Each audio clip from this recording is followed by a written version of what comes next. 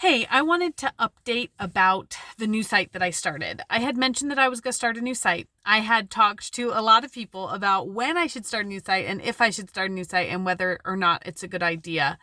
I wanted to talk about my goals a little bit, and so I'm just going to tell you what I've done the same and what I've done different starting my new site. So the things that I've done the same are I started on a fresh domain. I totally really love coming up with domain names, so that was super fun for me. I am still with Bluehost. We went ahead and just renewed the package and made it larger.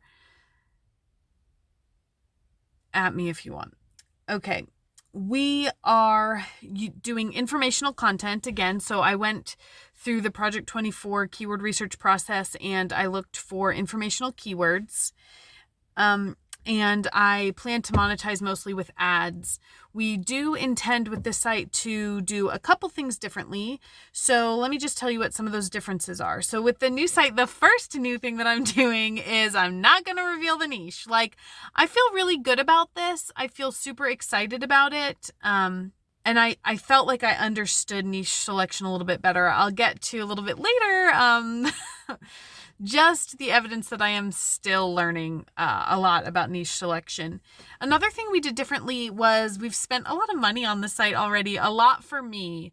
So we hired a writer, and it is someone who's in the niche who has actually been published in a magazine in the niche, and he was a friend of my husband's, and he was willing to work for a lower rate. We pay him about 5 cents a word, and so he is giving us 4 articles a month. So we hired him, and I created his own author profile, so we have 2 authors on the website, but I felt like his credibility with some of his background would help. So it feels like a lot of money to be spending per month on him, but it also just feels like the next thing to do. Like, it feels worth it. It also, because he's a friend, he really wanted the work. He really wants to grow in the niche. He's an excellent writer, and it just seemed like a good fit. So I'm glad that we're doing it. It is different. And along those lines, the other thing that's different about this is I'm actually working on it with my husband. So if you have followed my channel, you know that this year he quit his job and I went back to work so that we could have more hours at home. It has been really, really hard. I miss my kids all the time. I'm having a really hard time this weekend just feeling like we need to get this. We need to get the websites working so that I can stop working so that we can be together. And I put a lot of pressure on myself. And I really just feel like I need to be the hero in this situation. I need to figure out our family's finances. I need to figure out our family culture. I need to make this work.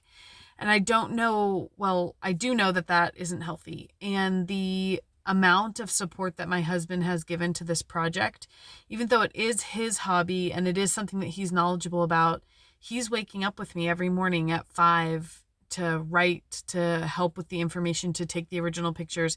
He's taking the lead on the YouTube channel. He's willing to do a lot of the work on the project, and it's not what I expected. And I just did never think that I'd be able to work with my husband on something like this because he's so not technical.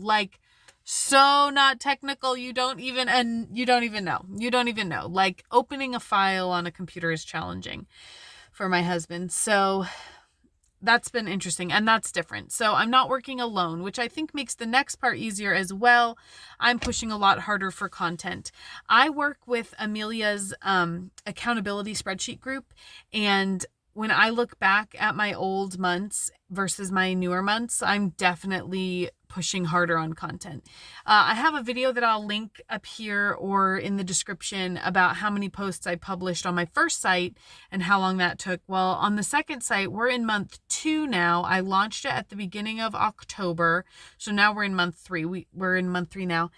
And we have 36 posts on the site. So I'm really excited about that. The goal was to be at 50 at this point, but I still feel really happy with 36. And we are actually already ranking for some keywords, which is pretty exciting.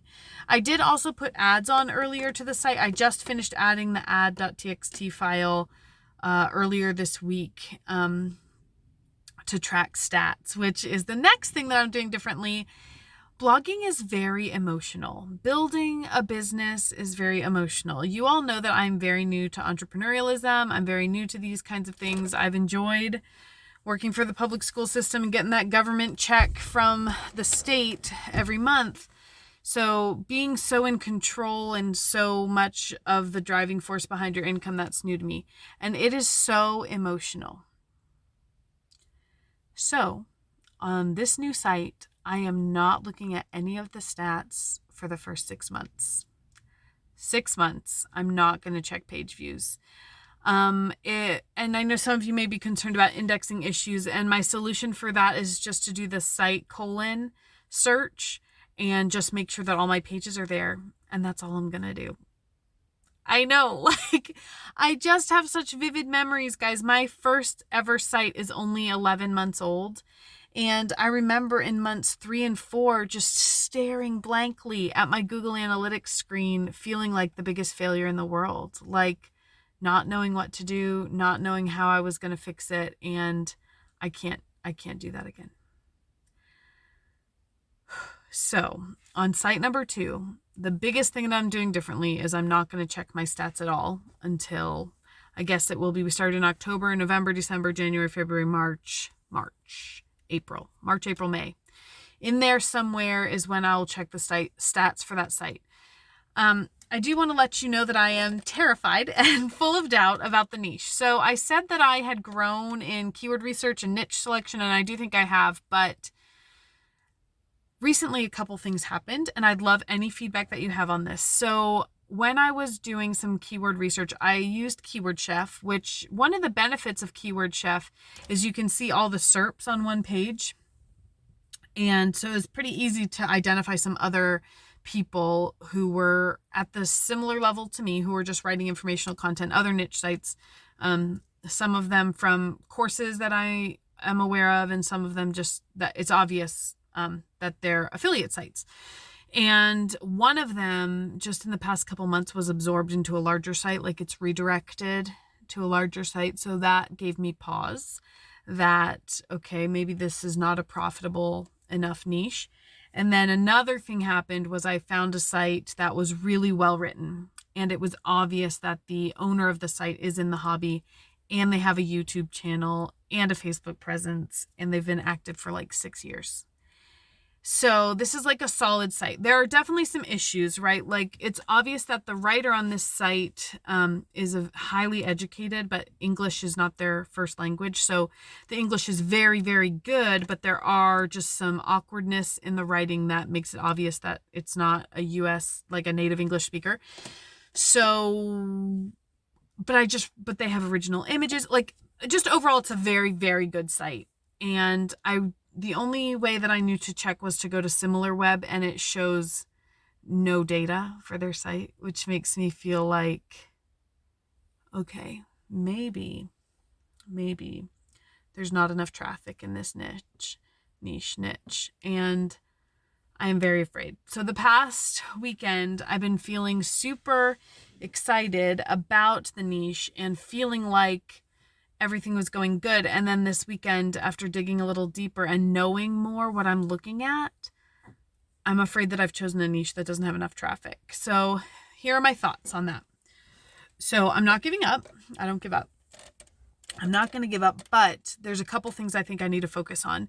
One, the gear for this hobby is very expensive, thousands of dollars. And so if I get good affiliate commissions with the companies, then maybe even if the traffic is small, I'll be able to turn enough money that it's significant for my family. So first is just having a really solid monetization strategy.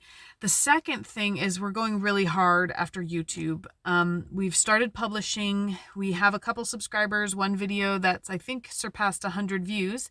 So that feels pretty exciting. We can look at other channels in the niche, and they do exist, and the viewership is not huge, but a lot of the videos are very, very old. There's not as many active people. There's not as many young people in the hobby. There's not as many families in the hobby. So maybe if we can make it if we can make the YouTube channel a little more like family oriented and cool, maybe we'll get a viewership of people who are not as much in the hobby, and we might be able to make that work. So I'm not giving up. I do think that I know enough that I can make it work, but that is still many months down the line. And I know that by the time I start checking the stats, we'll know kind of what we're dealing with. I've never done this before, and there was recently a interview in Project 24 on the members only podcast where someone talked about how big of a failure their first site was because of low traffic. And if this is just another learning experience that I have to walk through, then it just is. But anyway, I've learned enough to not share the niche. So that's the story for the new site. Looking good. I got 36 articles up. I will not be checking any stats, including any money that I've made through Ezoic. I won't be checking that until March, April, May. So until then, wish me luck. If you've got anything to say about other ways that I can gauge the size of the niche, let me know. Thanks.